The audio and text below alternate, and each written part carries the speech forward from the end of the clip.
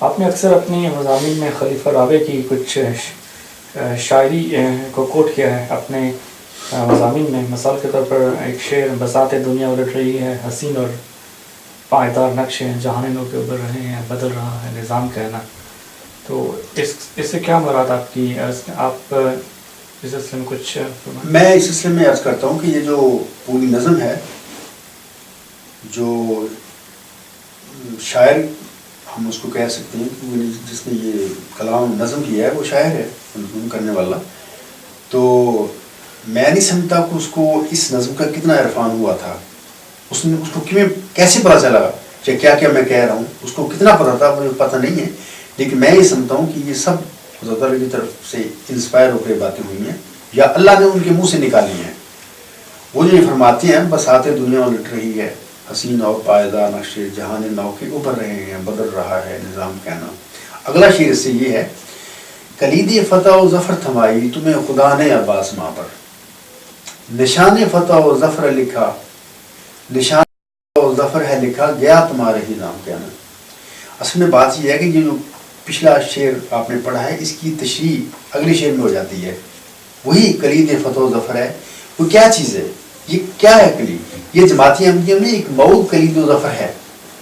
یہ وہی 20 فروری 1886 کی الہامی پیشگوئی میں جو شخص موعود ہے ذکی غلام، وہی فتح و ظفر کی کلید ہے. اس کو اللہ تعالیٰ نے فرمایا تھا، بانی جماعت علیہ السلام کو فرمایا تھا. تو حضرت بانی جماعت علیہ السلام کی یہ جو فرمودہ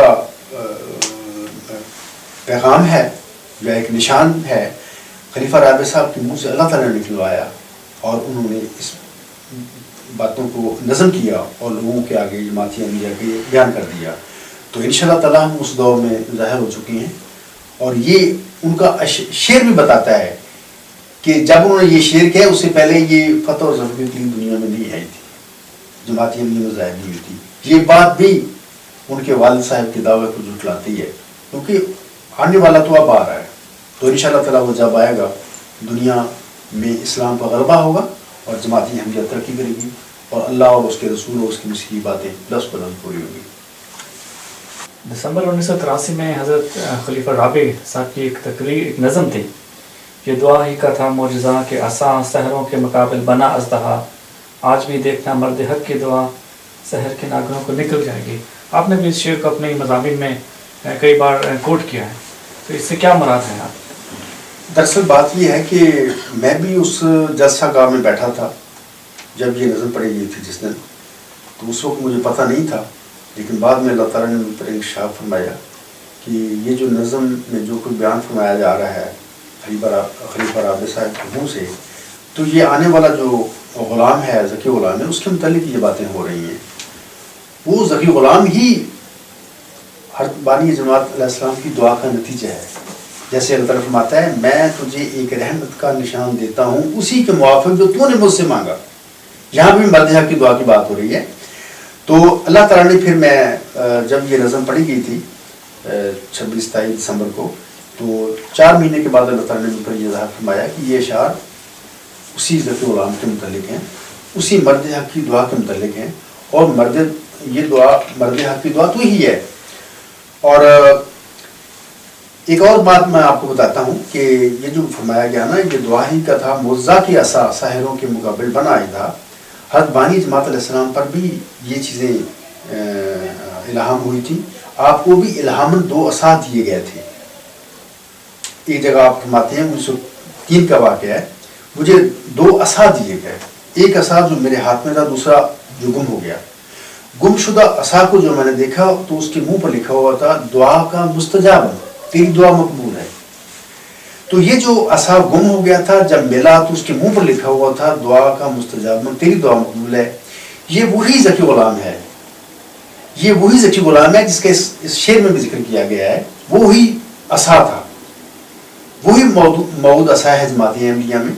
اور جیسے پہلے زمانے میں حضرت موسیٰ علیہ السلام کے عصا نے کام دکھایا تھا ساحروں کے مقابل پہ، آج بھی آخری زمانے کے جو حضرت موسیٰ علیہ السلام ہے، حضرت بانی جماعت علیہ السلام، ان کا موعود عصا جس کے منہ پر لکھا ہوا تھا انہوں نے دیکھا ہے: دعا کا مستجاب، تیری دعا مقبول ہے.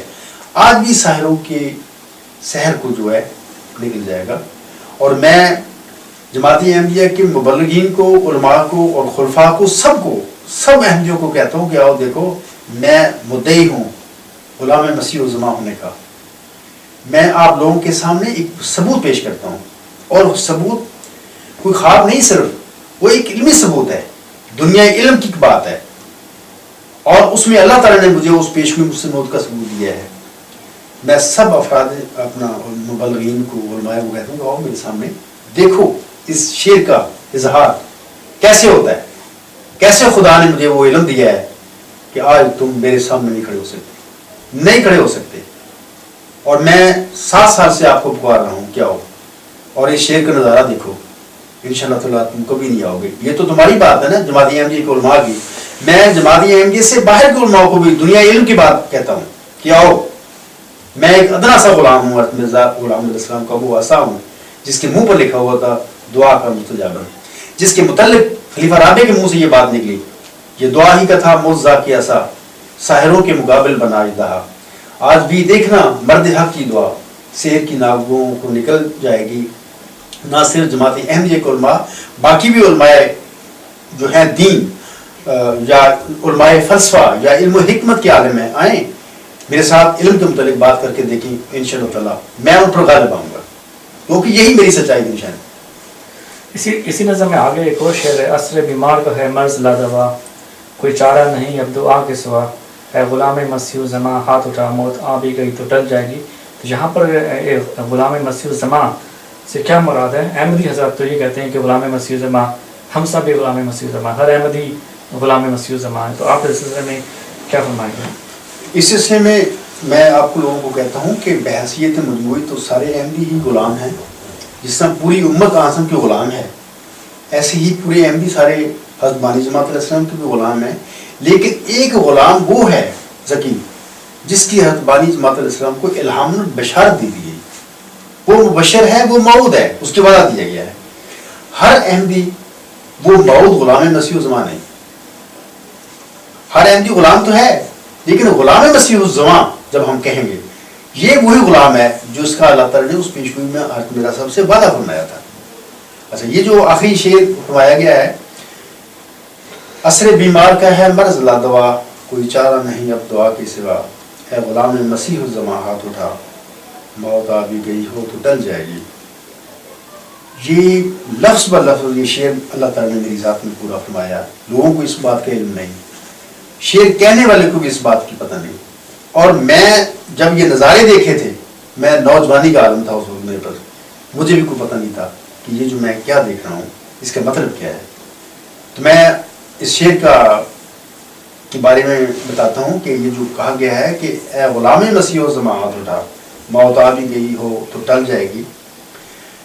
अल्लाह ताला ने मुझे बताया कि ए अब्दुल गफ़ार, क्या तूने हाथ नहीं उठाए थे? तो ये सारी बातें अल्लाह ताला ने मेरे वजूद में बहुत पहले इस शेर कहने से मेरे वजूद में अल्लाह ताला ने मुझे दिखा दी थी। और जब वो वक्त आया तो अल्लाह ताला ने मुझे कहा कि ए अब्दुल गफ़ार, तूने हाथ नहीं उठाए थे? तो मैं लाजवाब हो गया कि उठाए थे। तो फिर अल्लाह ने मुझे बताया कि तू ही वो ग़ुलाम मसीह ज़मा है। वो बात ये है कि मैं कुछ मुझ पर अल्लाह ताला ने कुछ, मैं शायर नहीं हूँ, कुछ अल्लाह ताला ने मंजूम कलाम मुझ पर नाज़िल फरमाया। जब ये जो कलाम मुझ पर आया तो उस वक्त मुझे नहीं पता था कि ये क्या हो गया है मेरे साथ, क्योंकि मैं तो शेर नहीं कहता। लेकिन बाद मैंने इन बातों पर गौर नहीं किया, मैं जल्दी वो एक शाम को ये वाक़या है मैंने लिख लिया। ये 8 शेर थे। तो अगले दिन जब मैं उठा तो मैंने देखा तो ये बड़े खूबसूरत और बड़ी दुआ मुझे लगी और प्यारी लगी। मैंने अपनी माँ को बताया, अपने दोस्तों को बताया। उसके बाद मैंने खुद इसको नमाज में पढ़ना शुरू कर दिया, दोस्तों में पढ़ना शुरू कर दिया। चंद महीने के बाद मैं एक ख्वाब देखता हूँ, एक जगह होती है, वहाँ पे मैं खड़ा हूँ हज़रत बानी जमात अलैहिस्सलाम के आगे, वो खड़े हैं। आज भी मैं वो नज़ारा मेरे सामने है। तो आप अलैहिस्सलाम मुझसे मुखातिब होकर फरमाते हैं, गफ़ार नमाज पढ़ा करो और मेरे साथ दुआ करो। ये कहकर उनके साथ मैंने अपने हाथ आसमान की तरफ उठाए और फिर वहाँ पे मैं यही दुआ जो मुझे चंद महीने पहले गैब से मेरे तक पहुंची थी, मैं पढ़ रहा हूँ। और ये दुआ पढ़ते पढ़ते میری آنکھ کھل گئی. تو یہ جس وقت میں نے خواب دیکھی تھی یا جس وقت یہ شعر جو میں نے پڑھے ہیں اس خواب میں، کوئی پتہ نہیں تھا مجھے معنی کا کہ کیا مقصد ہے، یہ کیوں میرے ساتھ یہ ہوا ہے. یہ صرف خواب نہیں تھی کہ واقعہ تھا روحانی، اور جس میں یہ چیز مجھے اللہ تعالیٰ نے دکھائی. جہاں تک ذکی غلام کا تعلق ہے، اس میں اس نظم میں 8 شعروں میں ایک شعر ہے، تو پاک مجھ کو کر دے اور نیک بھی بنا دے، اسلام کی محبت دل میں میرے بٹھا دے. اب جب ہم ذکی کا لفظی معنی دیکھتے ہیں نا ڈکشنری میں اردو میں، ذکی کا لفظی معنی ہی پاک اور نیک ہے. ان باتوں کا قطعاً مجھے علم نہیں تھا، نہ میں نے خود یہ شعر بنائے. اور اس میں اللہ تعالیٰ نے ایک چیز بتا دی، اگر اس وقت اس شعر میں کچھ جس طرف سے میری طرف شعر آئے تھے، اگر یہ ہوتا نا کہ اے اللہ مجھے ذکی بنا دے، تو میں سوچتا کہ یہ ذکی کیا ہوتا ہے یا ذکی کا مطلب کیا ہے. یعنی اس انداز میں اللہ تعالیٰ نے یہ چیز میرے طرف بھیجی، یہ کلام بھیجا کہ میں وہ کام بھی کر دوں جو وہ مجھ سے کروانا چاہتا تھا. تو میں اس چیز سے اللہ علم بھی رہوں کہ حقیقت کیا ہے اس کی. اللہ تعالیٰ نے یہ شعر سکھا کر، یہ بتا کر تو پاک مجھ کو کر دے اور نیک بھی بنا دے، ایک قسم کی ذکی بننے کی دعا مجھے سکھائی کہ تو اے عبدالغفار مجھ سے یہ دعا کرنا کہ اے اللہ مجھے ذکی بنا دے. الفاظ یہ ہے کہ تو پاک مجھ کو کر دے اور نیک بھی بنا دے، یعنی دوسرے لفظوں میں کہ اے اللہ مجھے ذکی بنا دے، اسلام کی محبت دل میں میرے بٹھا دے. تو یہ نظم میں اس وقت حضرت بانی جماعت علیہ السلام کے ساتھ پڑھتا ہوں، بلکہ وہ بھی دعا کرتی ہیں، میں بھی کر رہا ہوتا ہوں. اللہ تعالیٰ نے بعد میں مجھے بتایا کہ وہ جو دعا کر رہے تھے اس وقت وہ وہی دعا تھی جس کے نتیجے میں ہم نے اس کو وہ نشان رحمت دیا تھا، جس کے متعلق ہم نے فرمایا کہ میں تجھے ایک نشان رحمت دیتا ہوں اسی کے موافق جو تو نے مجھ سے مانگا. اس دعا کا، اس خواب کا یہ عالم تھا کہ وہ دو دعا مانگنے والا تھا جس نے چلا کیا 40 روز ہوشیارپور میں، تو وہ ہاتھ اٹھا کے دعا کر رہا ہے. تو وہ جو کچھ مانگ رہا تھا ایسا اللہ نے حالات بنایا کہ اس کے آگے کھڑا کر دیا، تو وہ بھی دعا کر رہا ہے. اور وہ جو دعا کر رہا ہے تو وہ بھی اللہ تعالیٰ نے اس کو سکھائی تھی، وہ اس وقت مانگ رہا ہے. تو یہ قصہ ہو سکتا ہے کہ ایک خواب میں خدا کا برگزیدہ مسیح دعا مانگے اور پھر اس کے آگے ایک شخص اس کی غلامی میں کھڑا ہو اور وہ اس کی تائید میں، اس کے ساتھ، اس کے مائیت میں وہ بھی ایک دعا پڑھے، اللہ کے ہاتھ اٹھائے، ایسے ہی جیسے شعر میں کہا گیا ہے اے غلام مسیح الزماں ہاتھ اٹھا، موت آ بھی گئی ہو تو ٹل جائے گی. وہ بھی اٹھائے ہاتھ اور پھر وہ جو دعا مانگے وہ اللہ کے سکھائی ہو اس کو دعا. تو کیا ایسی دعائیں اللہ رد کر سکتا ہے؟ نہیں، کبھی نہیں کرتا. تو یہ اس کا پس منظر ہے اس شعر کا. تو یہ 1978 کے شروع میں یا 1977 کے آخر میں یہ واقعہ میرے ساتھ ہوا تھا، اور میں بالکل لا علم رہا 1983 مڈل آف دسمبر تک کہ یہ اشعار کیا تھے. ہاں، ایک دو واقعے یہ 6-7 سال میں ایسے آئے کہ طالب علمی کے دور میں ایک دفعہ کراچی میں، ایک دفعہ لاہور میں ہم اسٹوڈنٹ بیٹھے ہوئے تھے، لڑکے اپنی اپنی خوابیں سنا رہے. تو میں نے بھی یہ خواب سنا کے لوگوں کو سنا دی کہ دیکھو میں نے بھی ایسی خواب لکھی ہوئی ہے، لیکن مجھے کوئی پتہ نہیں تھا کہ ان خواب کا پس منظر کیا ہے، اس کا مطلب کیا ہے، یہ کیا ہونے والا ہے. وقت کچھ نہیں تھا. ہاں، جب وہ وقت آیا تو اللہ تعالیٰ نے مجھے کھول کھول کے بتا دیا. اور جب یہ نظم پڑھی گئی جلسہ سلانے تو اس وقت ہی مجھے کوئی نہیں پتا تھا. یہ غالباً اپریل میں جا کے مجھے اللہ تعالیٰ نے یہ چیزیں کو بتایا کہ یہ یاد کر وہ شعر جو تم نے سنے تھے، وہی بات تو میں تیرے سے کر رہا ہوں، اور تو یاد کر اس دعا کو جو تو نے کی تھی مسیح کے آگے، مسیح کے ساتھ. تو کیا تو اس کا انکار کر سکتا ہے کہ تو نے دعا نہیں کی تھی؟ میں نے اللہ تعالیٰ سے عرض کیا کہ اللہ نے دعا تو کی تھی. تو اللہ نے مجھے بتایا کہ وہ تو ہی غلام مسیح